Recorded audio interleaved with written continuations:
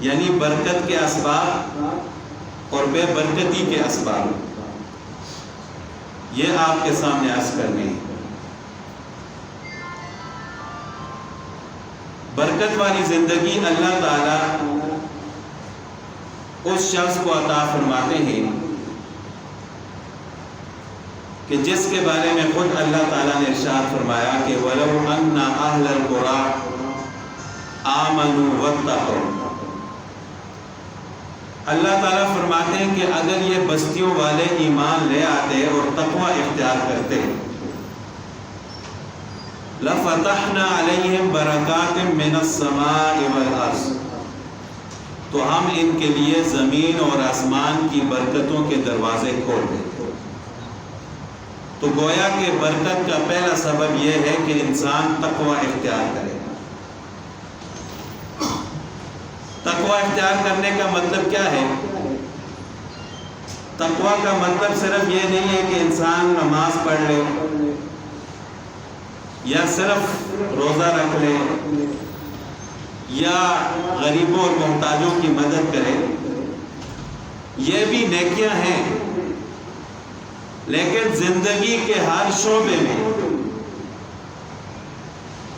انسان اللہ اور اس کے رسول صلی اللہ علیہ وسلم کی اطاعت کرے تو وہ تقوی دار ہوتا ہے، چاہے وہ عبادات ہیں، چاہے وہ معاملات ہیں، چاہے وہ رشتہ داروں کے حقوق ہیں، مسجد کی زندگی، مسجد کے باہر کی زندگی، یہ ایک ہی ہونی چاہیے۔ یعنی صرف مسجد کے اندر تقوی دار نہیں، بلکہ انسان جب مسجد سے باہر نکلے تو پھر بھی اس کے دل میں وہی خوف خدا ہو جو مسجد میں تھا۔ جب وہ مسجد سے باہر نکلتا ہے تو جھوٹ سے اپنے آپ کو بچائے، خیانت سے بچائے، دھوکہ بازی سے بچائے، ملاوٹ، ناپ تول میں کمی، اسی طرح سود، حرام کمائی، یہ سب چیزوں کا انسان خیال رکھے گا تو وہ تقوی دار بنے گا۔ کسی بزرگ سے پوچھا گیا کہ تقوی کسے کہتے ہیں، تو انہوں نے فرمایا کہ ہر طرف جھاڑیاں ہی جھاڑیاں ہوں، کانٹے دار جھاڑیاں ہوں، اور ان میں سے تنگ راستہ ہو، اور کوئی شخص اس تنگ راستے سے گزر کر اپنے کپڑوں کو سمیٹتے ہوئے کہ کہیں جھاڑیوں سے میرے کپڑے خراب نہ ہو جائیں، اپنے آپ کو بچا کر اس راستے سے گزرے، تو یہ ہے تقوی۔ کہ ہر طرف گناہوں کے کانٹے ہیں، شیطان، انسان کا نفس گناہ کی دعوت دے رہا ہے، تو ان سب چیزوں میں انسان اپنے آپ کو بچا کر اللہ اور اس کے رسول صلی اللہ علیہ وسلم کی اطاعت کر کے اپنی زندگی کا سفر مکمل کر لے تو یہ تقوی دار شخص ہے۔ تو ایسی زندگی اگر کوئی شخص اختیار کرے گا تو اللہ تعالیٰ فرماتے ہیں ہم اس کے لیے زمین و آسمان کے برکتوں کے دروازے کھول دیں گے۔ برکت کا دوسرا سبب ہے اللہ کا ذکر۔ اللہ تعالیٰ خود قرآن کریم میں ارشاد فرماتے ہیں کہ تبارک الذی بیدہ الملک، بابرکت ذات ہے وہ جس کے ہاتھ میں بادشاہت ہے، جو بادشاہوں کا بادشاہ ہے، اس ذات میں برکت ہے۔ تو جس طرح اس کی ذات میں برکت ہے، اسی طرح اس کے نام میں بھی برکت ہے۔ جو اللہ کا نام لے گا، اللہ کو یاد کرے گا، تو جس طرح اللہ تعالیٰ کی ذات اور اس کے مبارک ناموں میں برکت ہے، تو اسی طرح اس کو یاد کرنے والے شخص کی زندگی میں بھی اللہ تعالیٰ برکت پیدا فرمائے۔ اب دیکھیں کہ صبح سے شام تک ہر انسان کی کوشش یہ ہوتی ہے کہ میں اچھا سے اچھا کماؤں، اپنے بچوں کو اچھا کھلاؤں، اور یہ ہونی بھی چاہیے، حلال کمائی کی فکر انسان کو ہونی چاہیے۔ یہ کوئی جنت تو نہیں ہے کہ انسان بیٹھا رہے گا آسمان سے رزق نازل ہوگا، یہ تو دنیا کی زندگی ہے۔ انبیاء علیہ السلام نے بھی محنت کی ہے، تو رزق حلال کی کوشش، اس کی فکر، یہ ہر انسان کو ہونی چاہیے۔ لیکن یہ ظاہری اسباب ہے، اس کے ساتھ ساتھ برکت کی فکر بھی ہونی چاہیے۔ اور وہ برکت کیسے پیدا ہوگی؟ اللہ کو یاد کرنے سے۔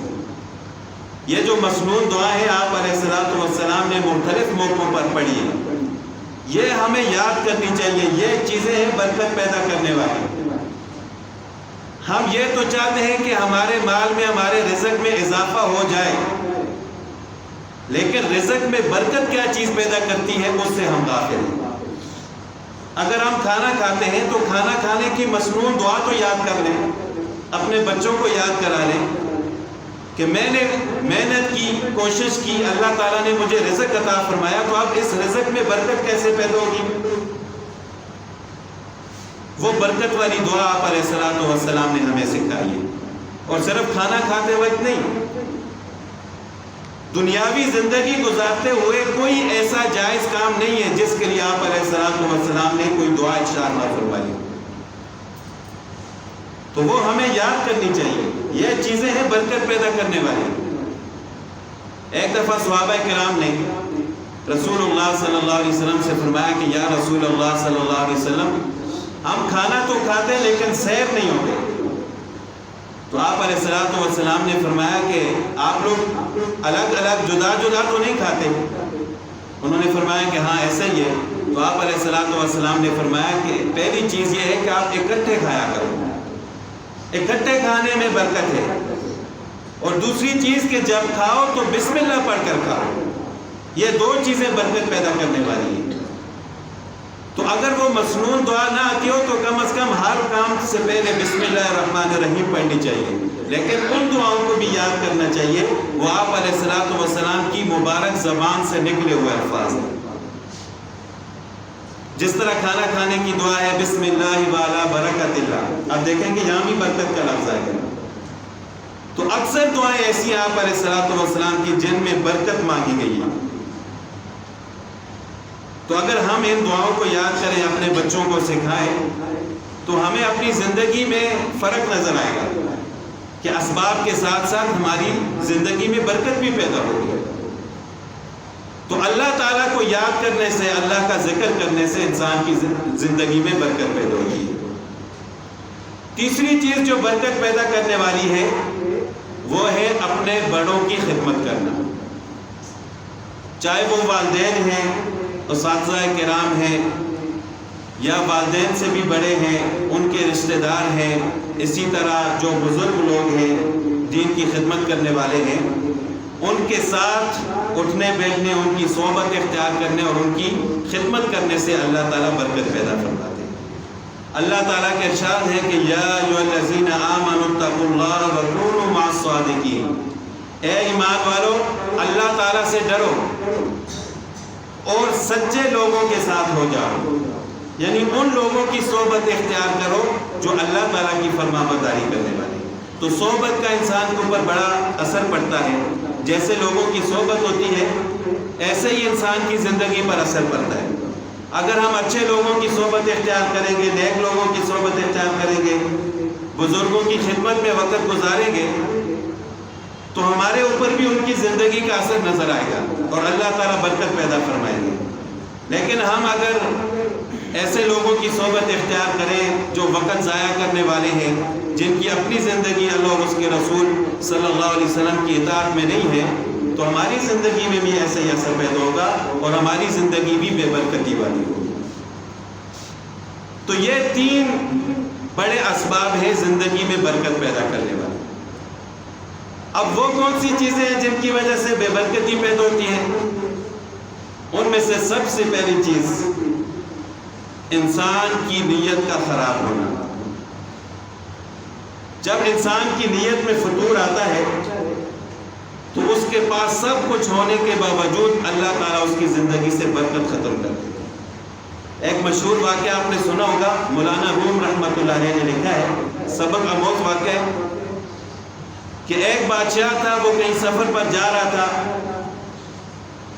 اس کو پیاس لگی، دیکھا تو راستے میں ایک باغ تھا انار کا۔ اس نے اس باغ کے مالک کو کہا کہ مجھے پیاس لگی ہے، تھوڑا سا انار کا جوس ہی پلا دو۔ اس نے اپنے خادم سے یا اپنے بچوں سے کہا کہ بادشاہ سلامت کو جوس پلا، تو تو انہوں نے ایک انار نچوڑا اور ایک ہی انار کے جوس سے وہ گلاس بھر گیا، بادشاہ کو پلایا، اس نے سیر ہو کر پیا، اس کا ذائقہ بھی اچھا تھا۔ اب اس کا دل چاہ رہا تھا کہ اور بھی پیوں، اس نے دوسرا گلاس منگوایا، تیسرا گلاس منگوایا۔ جب تیسرا گلاس اس نے پیا تو جوس کا ذائقہ تبدیل تھا۔ تو بادشاہ نے اس باغ کے مالک کے بچوں سے پوچھا کہ کیا یہ اس درخت کا انار نہیں ہے جس درخت کے انار کا پہلے آپ نے مجھے جوس پلایا تھا؟ کیا درخت تبدیل کر دیا آپ نے؟ تو انہوں نے جواب دیا کہ درخت تبدیل نہیں ہوا، بادشاہ کی نیت تبدیل ہو گئی۔ اس نے سوچا کہ بڑا منافع والا باغ ہے، کیوں نہ میں اس پر قبضہ کر دوں، اس پر ٹیکس لگا دوں۔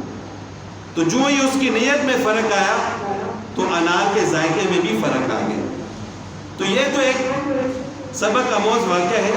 ویسے ہم اپنی زندگی میں ابھی اگر دیکھیں، اگر نیت اچھی ہو تو تھوڑی سی چیز بھی انسان کے لیے کافی ہو جاتی ہے۔ اگر نیت خراب ہو جائے تو سب کچھ ہونے کے باوجود کام خراب ہو جاتا ہے۔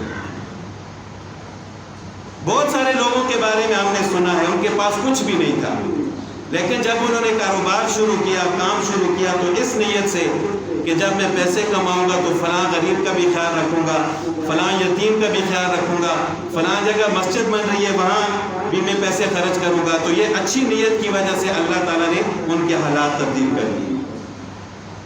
تو انسان کو اپنی نیت درست رکھنی چاہیے۔ رزق دینے والی ذات اللہ تعالیٰ کی ہے۔ اگر انسان یہ نیت رکھے کہ جو کچھ میرے پاس ہے اللہ تعالیٰ کا دیا ہوا ہے، لہٰذا میں جہاں تک میری کوشش ہوئی اللہ تعالیٰ جتنی وسعت مجھے عطا فرمائیں گے میں اپنے اوپر بھی خرچ کروں گا، اللہ کی مخلوق پر بھی خرچ کروں گا، تو اللہ تعالیٰ اس کو دگنا تر دگنا عطا فرمائیں گے۔ اس کے بعد بے برکتی پیدا کرنے والی دوسری چیز ہے گناہ، یعنی ہر قسم کا گناہ۔ جب انسان اپنے آپ کو گناہوں سے نہیں بچاتا، یعنی گناہوں کا عادی بن جاتا ہے۔ گناہ تو ہر انسان سے ہوتا ہے، معصوم کوئی بھی نہیں ہے۔ معصوم صرف اور صرف انبیاء علیہ السلام تھے۔ کوئی شخص یہ دعویٰ نہیں کر سکتا کہ مجھ سے گناہ نہیں ہوتا۔ لیکن مومن کی پہچان کیا ہے؟ مومن کی پہچان یہ ہے کہ جب اس سے گناہ ہوتا ہے تو اس کو ندامت ہوتی ہے اور فوراً وہ استغفار کرتا ہے، اللہ تعالیٰ سے معافی مانگتا ہے۔ یہ مومن کی پہچان ہے۔ لیکن گناہ ہوتا جائے انسان توبہ نہ کرے، استغفار نہ کرے، گناہوں کا عادی بن جائے، تو یہ پھر خطرناک بات ہے۔ تو جس طرح اس کے اور بہت سارے نقصانات ہیں، اسی طرح ایک نقصان یہ بھی ہے کہ اللہ تعالیٰ اس شخص کی زندگی سے برکت ختم فرما دیتے ہیں۔ ایک حدیث میں آپ علیہ السلام کے ارشاد ہے کہ جب انسان گناہ کرتا ہے تو اس کے دل پر ایک سیاہ نقطہ لگ جاتا ہے۔ اگر وہ توبہ اور استغفار کرتا ہے تو وہ سیاہ نقطہ دھل جاتا ہے، ختم ہو جاتا ہے۔ اگر استغفار نہیں کرتا، اسی طرح گناہوں میں لگا رہتا ہے، تو ایک نقطے کے ساتھ دوسرا نقطہ لگتا ہے، تیسرا، پھر کرتے کرتے اس کا دل سیاہ ہو جاتا ہے۔ اور ایک حدیث میں آپ علیہ السلام نے ارشاد فرمایا کہ ایک کافر اور منافق کے لیے گناہ کرنا اتنا آسان ہے کہ اس کے ناک پر مکھی بیٹھی ہو اس کو اڑا دیا جائے۔ کتنا آسان کام ہے۔ اگر آپ مکھی کو اڑانے کے لیے ہاتھ نہ بھی اوپر کریں، ویسے ہاتھ اوپر کریں، مکھی اڑ جائے گی۔ اور ایک مومن کے لیے گناہ کرنا اتنا مشکل ہے کہ اس کے سر پر پہاڑ رکھ دیا جائے۔ یعنی پہلے تو اس سے کبیرہ گناہ سرزد نہیں ہوتا، پھر وہ سوچتا ہے گناہ کرنے سے پہلے بھی، پھر گناہ ہو جائے پھر اس کو ندامت ہوتی ہے، اللہ تعالیٰ سے معافی مانگتا ہے۔ تو گناہ کی عادت سے اپنے آپ کو بچانا چاہیے، اور خاص کر ایک گناہ کی جس کی وجہ سے تو بے برکتی لازم ہے، وہ ہے بد نظری۔ چاہے مرد ہے یا عورت ہے، اپنے آپ کو بد نظری سے بچانا چاہیے۔ تو یہ اسباب ہیں جو انسان کی زندگی میں بے برکتی پیدا کرتے ہیں۔ اللہ تعالیٰ میں ان سے بچنے کی توفیق عطا فرمائے۔ تو آپ علیہ السلام کی جو مسنون دعائیں ہیں ان کا خاص کر اہتمام کریں۔ میں نے پہلے بھی بہت دفعہ عرض کیا ہے، لیکن لوگ ایک طرف سے سنتے ہیں، دوسرے کان سے نکال دیتے ہیں۔ وہ سمجھتے ہیں بس یہ تو کتابوں کی باتیں کتابوں میں لکھی ہوئی ہیں، جو دین والے لوگ ہیں وہ پڑھتے ہیں، وہ جانے، ان کا کام جانے۔ یہ ہر شخص کی زندگی کا مسئلہ ہے۔ ہر شخص یہ چاہتا ہے کہ میری زندگی میں برکت پیدا ہو، تو یہ مسنون دعاؤں کو یاد کریں، یہ برکت پیدا کرنے والی ہے۔ حتیٰ کہ زندگی اور موت کے بارے میں جو آپ علیہ الصلوۃ والسلام کی دعا ہے، اس میں بھی برکت مانگی گئی ہے کہ یا اللہ میری زندگی میں، میری موت میں برکت پیدا فرما، اور موت کے بعد والی زندگی میں برکت پیدا فرما۔ اور حدیث پاک میں آتا ہے کہ جو شخص اس دعا کا اہتمام کرے، اللہ تعالیٰ اس کو شہادت کی موت عطا فرماتے ہیں۔ تو اس سے بڑی برکت اور کیا ہو سکتی ہے کہ اللہ تعالیٰ کسی کو شہادت کی موت عطا فرمائے۔ تو یہ مسنون دعاؤں کی کتابیں بھی الگ سے ملتی ہیں، مسنون دعا کے نام سے۔ اور آج کا تو انٹرنیٹ پر آپ سرچ کریں، آپ کو آپ کے سامنے آ جائیں گی ساری مسنون دعائیں۔ اور اگر کسی سے سیکھنا چاہیں تو کسی سے بھی سیکھ سکتے ہیں۔ میں نے کوئی بھی شخص اگر میرے پاس آتا ہے، میں نے سبق پڑھنا ہے، قاعدہ پڑھنا ہے، قرآن کریم پڑھنا ہے، نماز صحیح کرنی ہے، تو ہم نے کبھی بھی انکار نہیں کیا، لیکن آنے والوں کی کمی ہے۔ اگر ہم زبردستی کسی کے پاس جا نہیں سکتے، کوئی آئے گا تو انشاءاللہ ضرور سکھائیں گے۔ تو یہ مسنون دعائیں وہ ہیں جو رسول اللہ صلی اللہ علیہ وسلم نے صحابہ کرام کو سکھائی ہیں کہ اگر آپ نے اللہ سے مانگنا ہے تو پھر اس طرح مانگو۔ اور جب انسان مانگنے کا عادی بن جاتا ہے اللہ تعالیٰ سے، دعا کا عادی بن جاتا ہے، تو اللہ تعالیٰ اس کو ضرور عطا فرماتے ہیں۔ حضرت ابو ہریرہ رضی اللہ تعالیٰ عنہ فرماتے ہیں کہ میں نے آپ علیہ الصلوۃ والسلام سے اپنے کمزور حافظے کی شکایت کی کہ یا رسول اللہ صلی اللہ علیہ وسلم مجھے باتیں یاد نہیں رہتی۔ آپ علیہ الصلوۃ والسلام نے ایسی دعا فرمائی، ایسا حافظہ اللہ تعالیٰ نے ان کو عطا فرمایا کہ آج جتنی بھی احادیث کی کتابیں ان میں احادیث لکھی ہیں، سب سے زیادہ روایت کرنے والے حضرت ابو ہریرہ رضی اللہ۔ اب ظاہر ہے جب حدیث یاد ہوگی تو آگے روایت کریں گے نا۔ اسی طرح حضرت انس رضی اللہ تعالیٰ عنہ فرماتے ہیں کہ وہ رسول اللہ صلی اللہ علیہ وسلم کے خاص خادم تھے۔ 10 سال انہوں نے مدینہ میں رسول اللہ صلی اللہ علیہ وسلم کی خدمت کی ہے۔ ان کے والدین نے ان کو وقف کر لیا تھا آپ علیہ الصلوۃ والسلام کی خدمت کے لیے۔ فرماتے ہیں کہ رسول اللہ صلی اللہ علیہ وسلم نے میرے لیے 3 دعائیں فرمائی، اور ایسی قبول ہوئی کہ ان کا اثر میں نے اپنی زندگی میں دیکھا۔ پہلی دعا یہ فرمائی کہ اللہ تعالیٰ کو بہت زیادہ اولاد عطا فرمائے۔